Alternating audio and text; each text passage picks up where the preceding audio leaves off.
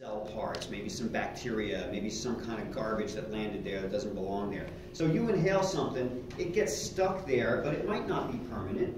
You might be lucky enough to have some alveolar macrophage notice it and say, hey, I'm going to come over here, I'm going to endocytize it. Remember endocytosis from last semester? I'm going to endocytize it and destroy it, digest it, kill it, whatever.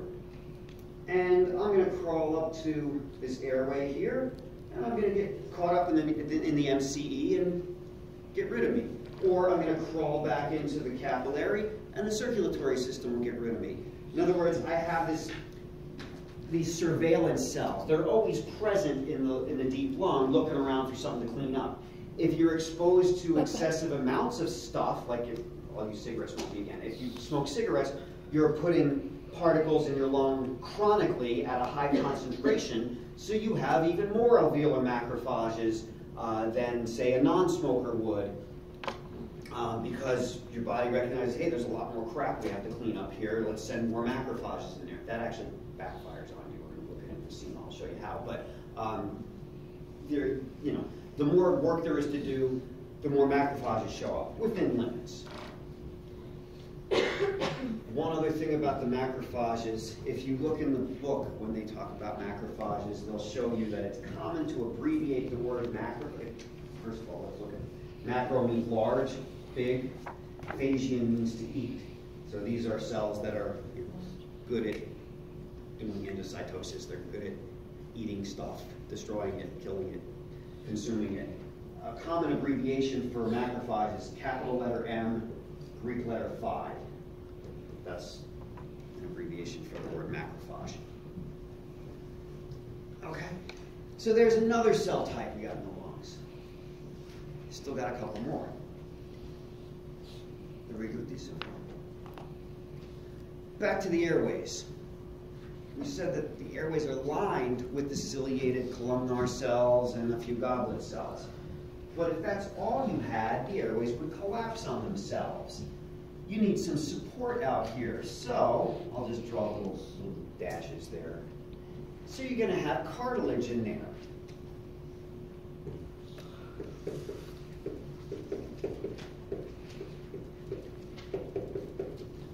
There's actually several different types of cartilage in your body. If you take anatomy, they'll break them all down and show you how they differ from each other. But everybody has a general sense of the nature of cartilage, right? It's kind of supportive, but it's kind of flexible. And like the end of your nose is cartilage, the end of your ears is cartilage. So that's what you want. So there's this specific type of cartilage called hyaline cartilage that is present in the larger airways, your trachea, your bronchi, etc. And it's not one big sheet of cartilage, it's separate rings. So you're going to have it's like a donut-shaped ring around here, and then some space, and then another one, and then some space, and then another one, etc. And that's going to hold the airway open, but also allow it to be flexible.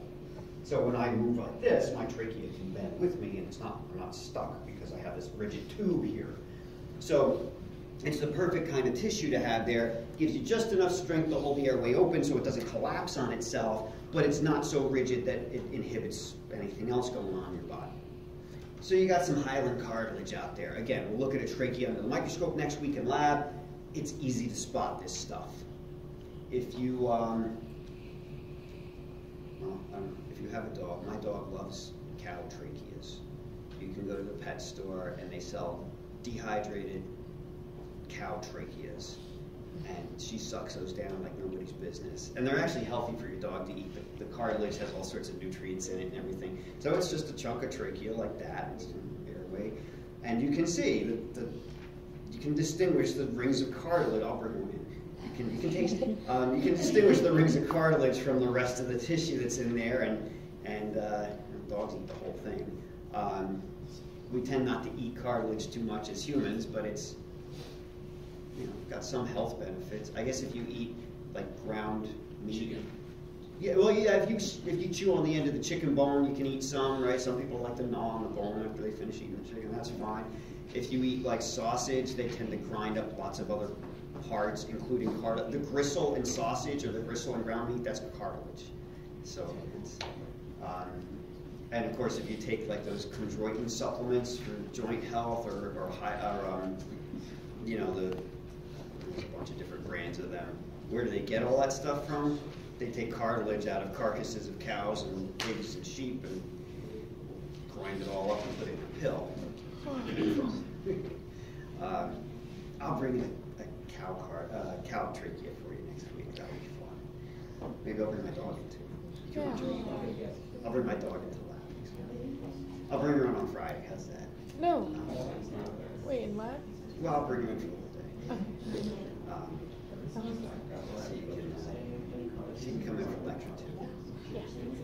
So one other thing I want to throw in there for the airway. Oh, actually, before I finish cartilage, the larger and medium-sized airways have that cartilage.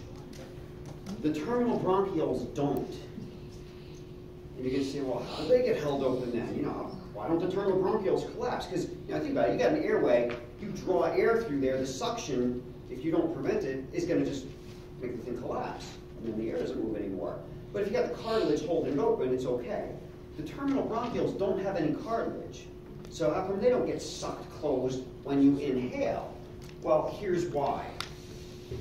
If you take a look microscopically at the alveolar region, again, you're going to have, you know, alveolar walls. You've got all these little pockets, spaces, air spaces. And let's say this is a cross. I'm going to draw this airway in cross section. Here's a terminal bronchiole.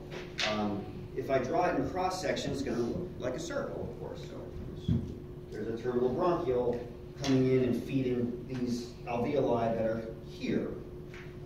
Well, the thing that holds that terminal bronchiole open is simply the alveolar tissue. Because look, this alveolar tissue is attached to the outer surface of here. And so is this, and so is this, and so is this. It's like having little strings that kind of tether this airway open, like this, and this, and this, and et cetera. And you're putting tension on it. You're holding it open that way. It's, respiratory physiologists would call this radial traction. The traction, the force put along the outside, radially, from here out, right, is going to hold that airway open. So you don't need cartilage down in those smallest airways. That idea is significant when we look at some lung pathologies. The fact that there is no cartilage there, but it's only radial traction holding those terminal bronchioles open, that's going to come back. That's why I spent the time describing it. I just got one more cell type, and this is perfect because I only have 2.5 minutes left. I just got one more cell type to put in here.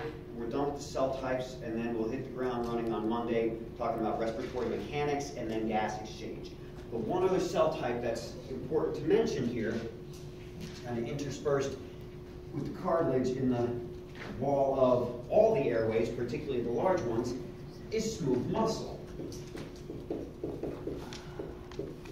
Remember, smooth muscle is involuntary. You can't consciously contract and relax it. It's under the influence of things like autonomic nerves, hormones, that kind of thing. It's useful to have there. Why would you want there to be muscle in your trachea wall?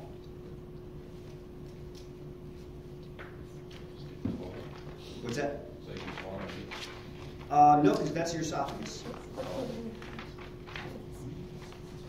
If you walk into a room full of noxious ammonia gas, do you want your trachea to be wide open?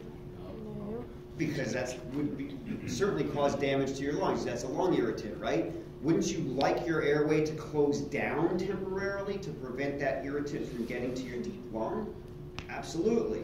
You got to have muscle to do that. You want to be able to do bronchoconstriction, or, when needed, bronchodilation. Well, that means there's muscle there contracting or relaxing. So I don't want to bronchoconstrict and never bronchodilate, obviously. I'd suffocate. But there are times where, hey, I want that to close down a little bit. I want that to open up a little bit. You go outside and it's 10 below zero and it's dry air out there, and you try to take a deep breath, your airways are going to go like that and say, no, don't do that. That's called dry air. You're going to damage your alveolar region, and you're going to bronchoconstrict. If you're asthmatic, you bronchoconstrict too much, and you can't bronchodilate when you're supposed to. That's your smooth muscle misbehaving. If you have an asthmatic inhaler with you, you know exactly what I'm talking about. We'll certainly talk about asthma as a pathology, but it's all got to do with that smooth muscle being if correctly or incorrectly. So, got some smooth muscle. That's my cell type list.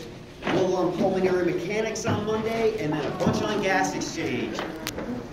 And I will see you.